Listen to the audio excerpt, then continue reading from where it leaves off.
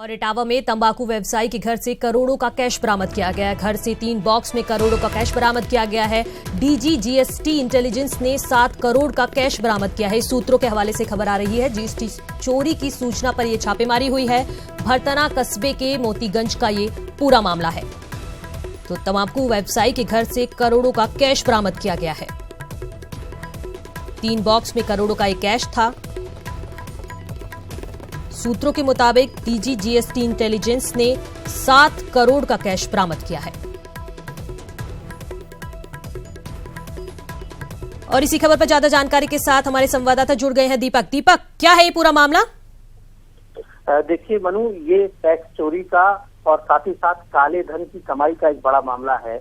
और यहाँ पर कल से ही छापेमारी पुलिस की टीम के साथ साथ जो लखनऊ से स्पेशल टीम आई हुई है, जीएसटी का जो इंटेलिजेंस विभाग है यानी गुड्स एंड सर्विसेज टैक्स के जो खुफिया विभाग के अधिकारी हैं, उन्हें सूत्रों से जानकारी मिली थी कि भरथना कस्बे में श्याम सुंदर चौरसिया ये तंबाकू व्यवसायी हैं और साईं तंबाकू के नाम से इनका एक ब्रांड है तंबाकू का, जिसे ये बाजार में बेचते हैं। और उसी के कारोबार से इन्होंने करोड़ों की टैक्स चोरी की थी और बड़े पैमाने पर काला धन भी अर्जित किया है, संपत्ति बनाई है और कैश इनके ठिकानों से बरामद हुआ है। कल जीएसटी की टीम ने एक साथ कई व्यापारियों के ठिकानों पर छापेमारी की है।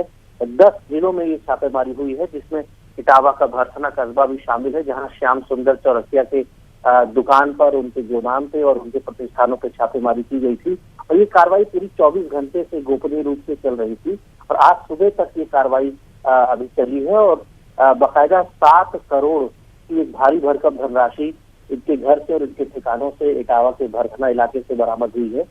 और बैंक से मशीनों को मंगा के नोटों की गिनती की गई है, तब ये स्पष्ट हो पाया है कि 7 करोड़ कैश बरामद हुआ है। और लगभग 2.5 करोड़ की जीएसटी की चोरी पकड़ी गई है, जिसके लिए तत्काल 1.5 करोड़ रुपया जीएसटी के खाते में जमा कराया गया है।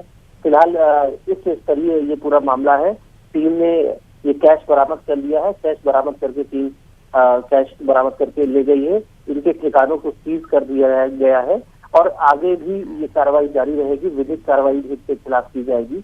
और जीएसटी कानून जब से लागू हुआ है, तब से तमाम व्यापारी कानूनी हथकंडों का इस्तेमाल करके विभाग को गुमराह करके फर्जी दस्तावेज तैयार करा के करोड़ों की टैक्स चोरी कर रहे हैं। जिसके बाद एक इंटेलिजेंस डिपार्टमेंट का खास तौर पे गठन किया गया है। जीएसटी के अंदर खुफिया विभाग का गठन किया गया है, जो ऐसे व्यापारियों पर निगाह रख रहा है और टैक्स चोरी के मामले में बाकायदा गोपनीय छापेमारी और उसके बाद इस तरह की बरामदगी एक सफलता है, जीएसटी विभाग की बड़ी सफलता है।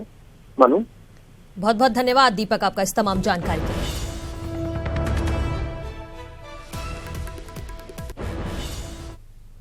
और जौनपुर से बड़ी खबर आ रही है। यहाँ 7 फर्जी टीचर बर्खास्त, फर्जी डिग्री के सहारे कर रहे थे नौकरी। जिला बेसिक शिक्षा अधिकारी ने शुरू की रिकवरी की कार्रवाई। सुथाई कला, महाराजगंज, मुफ्तीगंज ब्लॉक के परिषदीय स्कूलों में कर रहे थे नौकरी।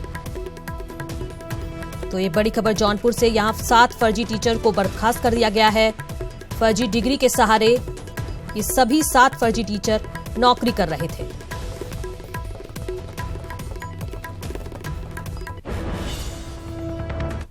और अगली बड़ी खबर आ रही है प्रयागराज से। यहां पति के सामने पत्नी की गोली मारकर हत्या कर दी गई है। बाइक सवार बदमाशों ने सरेराम पत्नी की हत्या की। पति को बचाने में पत्नी को लगी गोली। पत्नी की मौत मुकदमे के पैरवी हत्या की वजह। देर रात मार्केट से लौटते समय हमलावरों ने मारी गोली। सोराव थाना क्षेत्र के फाफामऊ कस्बे की ये पूरी घटना है। फिलहाल पुलिस आरोपियों की तलाश में जुटी है। तो बड़ी खबर प्रयागराज से। यहां पति के सामने पत्नी की गोली मारकर हत्या कर दी गई है।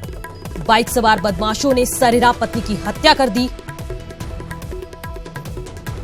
इसी दौरान पति को भी गोली लग गई।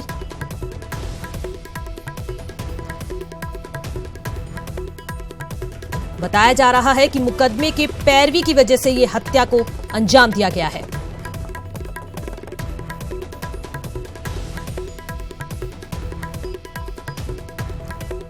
देर रात मार्केट से लौटते समय हमलावरों ने पति पत्नी पर हमला कर दिया।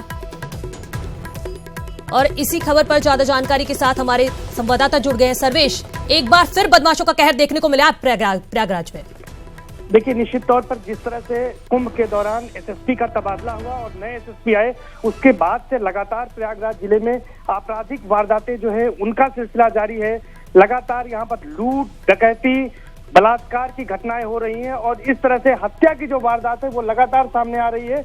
और ये जो ताजा मामला है ये कल देर शाम का है।